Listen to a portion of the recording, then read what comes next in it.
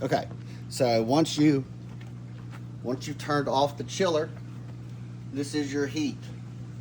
You're gonna flip this up,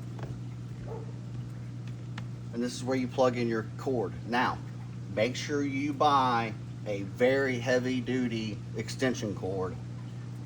I think this is 14 gauge. It might be 12, I'm not sure, but you definitely want to buy the thickest one you can get. And obviously make sure it has the grounding outlet. Just plug it in.